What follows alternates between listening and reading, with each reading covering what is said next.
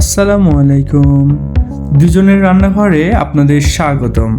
আজকে আপনাদের জন্য নিয়ে এসেছি একটি ঝরঝরা পোলাওয়ের রেসিপি। আপনারা খুব সহজে কিভাবে এরকম একটা ঝরঝরা পোলাওয়ের রেসিপি করে নিতে পারছেন, আমরা আজকে সেগুলো কিছু টিপসের মাধ্যমে আপনাদের দেখিয়ে দিচ্ছি। আর এই পোলাও রেসিপিটা করার জন্য পুরো ভিডিওটা জুড়েই আমাদের সাথেই থাকতে হবে। চলুন তাহলে শুরু করি। আমরা এখানে একটি পাত্র নিয়ে নিচ্ছি। এই পাত্রে আমরা আমাদের চাউলের পরিমাণ অনুযায়ী 3 টেবিল চামচ পরিমাণে সয়াবিন তেল নিয়ে নিয়েছি। সেখানে আমরা পেঁয়াজটাকে বেরেস্তা করে নেব। এই পেঁয়াজটা বেরেস্তা করে নিয়ে আমরা যে বাকি তেলটুকু থাকবে সেটা দিয়ে পোলাওয়ের চালটাকে ভেজে নিব।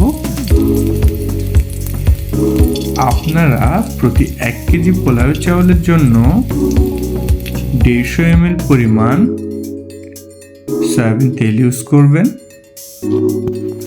আমরা পোলাও চালটাকে তেলে দেওয়ার আগেই 2 তেজপাতা এবং কিছু আস্ত মশলা দিয়ে অ্যারোমা বের হওয়া পর্যন্ত নেড়ে নিলাম।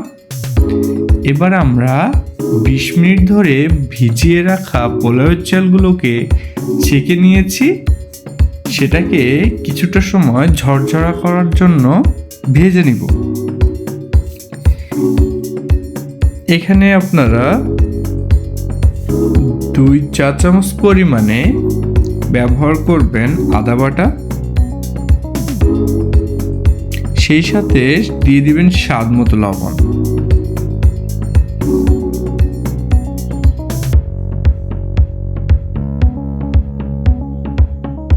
আচ্ছা, এই মুহূর্তে আমরা আপনাদের যে কাপটা দেখালাম, এই কাপটায় আমরা আমাদের চাউলটাকে মেপে নিয়েছি। আমরা আমাদের এই কাপ দিয়ে যতটুকু চাউল নিয়েছি তার দ্বিগুণ পরিমাণে দিয়েছি পানি। আপনারা আপনাদের প্রয়োজন অনুযায়ী যদি 4 কাপ চাউল ইউজ করেন তাহলে পানি ব্যবহার করবেন 8 কাপ, যেটা বললাম আর কি, দ্বিগুণ পরিমাণে। আর পানিটা যেন অবশ্যই ফোটানো গরম পানি হয়। এবার আমরা চাউলটা পানিতে দেওয়ার কিছুক্ষণের মধ্যেই ব্যবহার করলাম কিছু কিশমিশ, কিছু বাদাম। আপনারা আপনাদের পছন্দ অনুযায়ী এগুলোকে ব্যবহার করতে পারেন।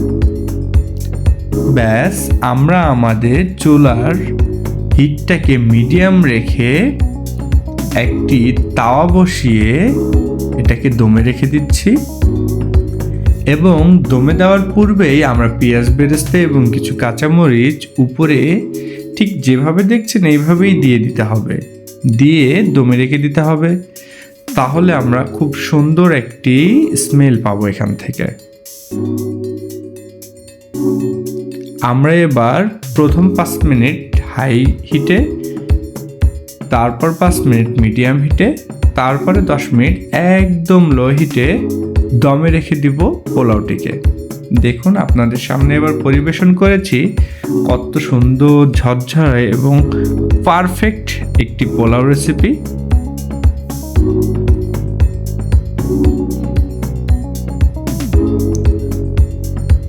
আমাদের চ্যানেলের ভিডিওগুলো যদি আপনাদের ভালো লেগে থাকে তাহলে অবশ্যই একটি লাইক, একটি কমেন্ট এবং একটি সাবস্ক্রাইব করে দিবেন। সাথে থাকার জন্য অসংখ্য ধন্যবাদ। ভালো থাকবেন, সুস্থ থাকবেন। আপনাদের উপর এই কামনা করেই আজকের ভিডিও শেষ করছি।